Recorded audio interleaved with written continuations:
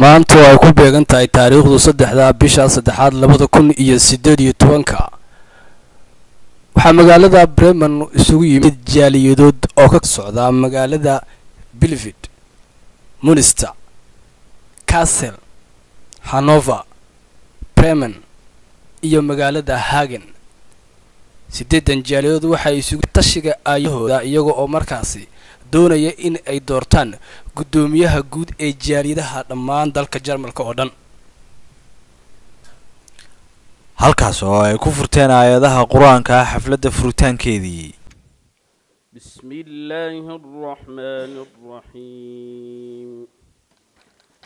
يا أيها الذين آمنوا اتقوا الله حق تقاته ولا تموتن إلا وأنتم مسلمون واعتصموا بحبل الله جميعا ولا تفرقوا واذكروا نعمة الله عليكم إذ كنتم أعداء فألف بين قلوبكم فأصبحتم بنعمته إخوانا وكنتم على شفا حفرة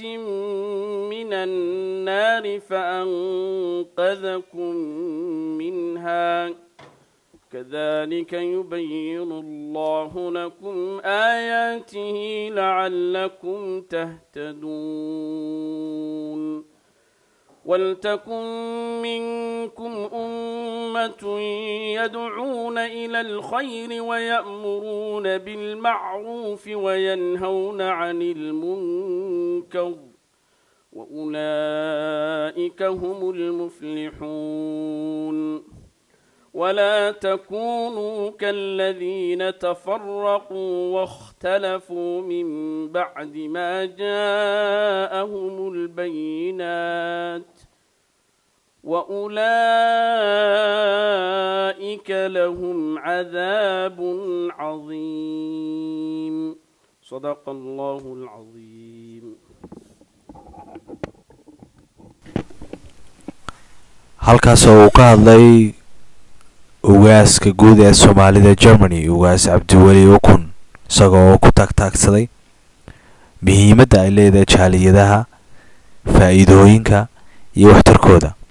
hadalkiisina wuxuu ku bilaabay sida tan: saxaafadda iyo dhammaan duubayaasha hadda halkan sida Cabdirashiid oo kale sida Suldaan oo kale dhammaantiin waxaan idinku salaamayaa salaanta islaamka. assalaamu calaykum waraxmatullaahi wabarakaatuh. intaas kadib walaalayaal hadal badan uma istaagin. waxaan rabaa inaan 2-3 kelmadood halkan ka iraahdo. 2-3 kelmadood waxaa ka mid ah halkan waxaa sharaf maanta noo ah annaga oo awal ama degmo ama gobol Jarmalka ku joognay ama jaaliyad gooniya ama mid gobol ha noqoto ama mid haatan khaas oo dad khaas leeyahay ha noqotee inaanu halkan iskugu nimaadno annagoo dhammaan ka soconna jaaliyadihii ka jiray waddankan aynu ku noolahay ee Germany aanan doonayno inaynu raadino sidii uu horeyba u sheegay Kaarshe dallad Soomaaliyeed oo ilaa iyo Djibouti ilaa iyo Gaarisa inta u dhaxaysa dadka daga ama ku hadla afka Soomaaliga ay leeyihiin oo difaacada xuquuqda ay iyagu sida khaaska u leeyihiin. aad bay sharaf noogu tahay inay dhagaha iyagu maqlaan. aad baan u soo dhaweynaynaa. waxaanan uga mahad celinaynaa mahadda koobaad iyo talabaad iyo saddexaad ba Allah leh. laakiin waxaan uga mahad celinaynaa xubnihii soo fakaray soo abaabulay oo guud ahaan iyo gaar ahaan guud ahaanna Bremen iyo madaxdeeda Kaarshe gaar ahaanna sida kaarshaba sheegay cabdiraxmaan axmed cismaan cabdiraxmaan dheere oo guddoomiyaha jaaliyadda bilifayd ah oo sida kaarshaba sheegay fakerkan markii hore uu xagga ugu tegey ku soo qaaday guddoomiyaha bilifayd ah aad iyo aad baan arrimahan xubnihii aad iyo aad u taageerayna uga mahad celinayaa walaalayaal waxaan kusoo gabagabaynayaa oo keli ah waxaan idinka codsanayaa waxaynu samaynaynaa dalladda aynu samaynaynaana ma rabno inay noqoto dallad fadhiid ah ma rabno inay noqoto dallad dana gaara u adeegta waxay noqon doontaa dallad soomaaliyeed waxay noqon doontaa dallad shaqaysa si aan taa u gaarno wixii aan markaa codsi ah ama duca ah waa ii dambaynayaan laakiin waxaan codsanayaa waxa weeye hadalkayga ku gabagabaynayaa dalladda aynu halkan ka dhisi doono inaad ku soo doorataan hab soomaalinimo ah qabiil ka fog guruub ka fog nin jeclaysi ka fog gabar nacbaysi ka fog gabar jeclaysi ka fog waana in weliba ay dalladda ka dhex muuqdaan hablaha soomaaliyeed oo aynan dalladaasina noqon mid ragga oo keliya isku koobaan halkaasoo isaguna uu si qoto dheer uga hadlay cabdiraxmaan axmed cusmaan ah guddoomiyaha jaaliyadda magaalada belfed loona doortay guddoomiye ku-xigeenka jaaliyadaha guud ee dalkan Germany cabdiraxmaan oo hadalkiisa sii wata waxaa farxad noo ah in anagoo dad Soomaaliyeed ah aynu isu nimaadno aynu marti u noqono magaalada Bremen iyo mas'uuliyiinteeda iyo mudanayaasheeda marweynkeeda iyo intii kale ka timid Jarmalka mas'uuliyiinta ka soo qayb gashay shirkan anigu waxaan doonayaa laba qodob inaan ka hadlo qodob waa warbixin ka socota jaaliyadda Bilifid waayo waxa loo baahan qofku meesha ka socdo horta inuu ka warbixiyo qofku markuu soo wax qabsado ayuu qofkan wax qaban karaa Bilifid markii Soomaalidu ay soo degeen haba lagu soo kala horeeyo masaajidkii meelaha la isugu yimaado waxaa la oran jiray Electrian Batin mise Ethiopian muddo kadib markii aan sameeyno isku duubnaan dad Soomaaliyeed anagoo ah aan ku midaysnayn siyaasad aan ku midaysnayn qabiil waayo dadkeena Soomaaliinta badan wali waxaad moodaa inay meel hoose ka hadlayaan waxaan ku midownay Soomaalinimo waayo Soomaalinimadu waxa la wada dhashay weey waxaan wax isugu nahay weey jaaliyadaha guud ee dalka Jarmanka dhamaantood waxa ay cod aqlabiyad ah ku doorteen guddoomiyaha guud ee jaaliyadaha Jarmanka Maxamuud Faarax Kaarshe 2018 waxay guddida jaaliyaduhu go'aan ku gaadheen in uu guddoomiye u noqdo mudane Maxamuud Kaarshe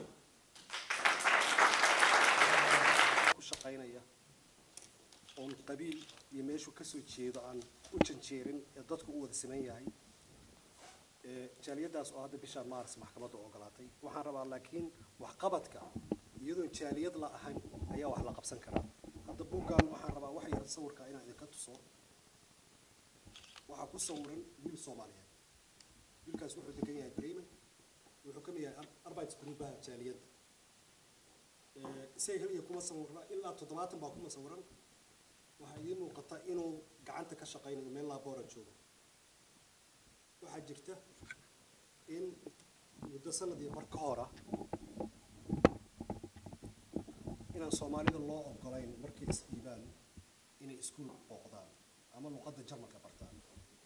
dadka Eritreanka waa u furnay Ciraaq waa u furnay wadamada yimid oo qaxootiga Suuriyaanka waa u furnay laakiin Soomaalida uma furnay Soomaalida timid ma sha Allah waa dad yar yar wixii ka yar 18 waxay lahaayeen Detroit iyo Formon dadkaas hawshooda qabanayay iskuulka u dirayay laakiin dhalinyarada 20 sano jirta iyo 19 sano jirta ee Bremen timid oo ilaa 100 kor u dhaafay waxaan ka hadlayaa 2015 waxa jirta inay ku ekaayeen xeryaha qaxootiga konteenarada ay ku jireen iskuulna ma tagi kareen arrinta aad bay ii dhibtay anagoo jaaliyad lahayn waxa ii suura gashay inaan la xiriiro bini'aadan caawimo iyo dadkan guriga 24 saac ku jira xaq inay u leeyihiin inay iskuul bartaan qolada arbeit leben la dhaho ama gewerkschaftiga anigu waxaan ku jiraa IG Metall oon mid gilid la ahay actiefna aan ka ahay waxaan u soo bandhigay arrintaa waxay noo suurageliyeen arday 70 ku dhow oo Bremen degan oo halkan hadda fadhiya oon sharci lahayn oo dawladda sharciga u dhigan ay u diiday inay course aado inay u diraan course inay baraan alxanka inay baraan toornada inay u diraan imtixaamaadka B1-ska iskuul oo kharash ka dhiibeen kulli waxaan ku sameynay jaaliyad la'aan waxaan ku sameynay isku duubni waxaan ku sameynay dadaal waxaana halkan buuggan ugu talagalay gudoomiyaasha information badan baa ku qoran jaaliyadaha Soomaaliyeed halkan yimid inay sii qaataan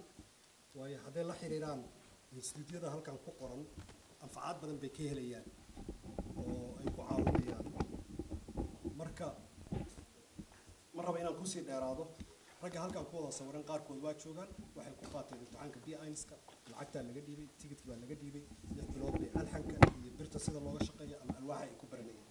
arrintaasna waxaan uga hadlay waxay tahay qofka wax qabanaya ama dadaalku ku jiro dadkeenu badanaa oo firfircoon kuma farxaan waa hor istaagaan waxaan u badannahay inaan hor istaagno muxuu ula jeedaa danta ka dambaysa maxay tahay marka walaalayaal waxaan idinka codsanayaa inta firfircoon inaan dhagteenna u furno waxbaan ka faa'iidaysanaynaa faa'iidaan ka dheeraynaa warka waan kusii dheeraaday waxaan rabaa hadda inaan u mahadceliyo dadka martida ah ee noogu yimid Bremen dadka sharafta leh Bremen ee kasoo qayb galay bandhigan ujeedadii waxaan kusoo noqonayaa maanta aynu iskugu nimid waxay tahay maadaama jaaliyadaha Soomaaliyeed aysan lahayn dallad guud ama afka Jarmalka waxa lagu yiraahdo Dachverband cid walba waxay leedahay haddaan tusaale usoo qaato Turkida iyadoon diin ku xirnayn ururadooda oo dhan waa isku xiran yihiin jaaliyadoodu waxay leeyihiin Dachverband maadaama dadkeena Soomaalida Jarmalka kusoo batay waxay u baahan yihiin inay yeeshaan jaaliyaduhu Dachverband wax iyaga anfacaya sanadkii mar ay ku kulmaan inay dhaqaale gooniya isku darsadaan in hawsha la qabanayo ay wadaagaan sidaa darteed waxaan ku faraxsanahay wixii waan ugu sidaa darteed waxaan ku faraxsanahay arrintaa oo qalbigayga jirta oo ku faraxsanaa waxa igu jiray hammi aan lama gaari karo laakiin runtii waxaan ku faraxsanahay gudoomiyaha jaaliyadda Bielefeld sida sharafta leh ee markii uu noo casumay aan ku shubkii ama calaamasaarkii ugaaska waxaan ka soo arkay halkaa wax badan oo ka soo bartay waxaan ka soo arkay Soomaali isku duuban waxaan soo arkay misaajid Soomaaliyeed waxaan soo arkay dad hufan sida sharafta leh ay u kala dambeeyaan hawsha u qabanayaan waxaan hubaa dadkaas oo kale inay Bremen joogaan oo hawsha qabsan karaan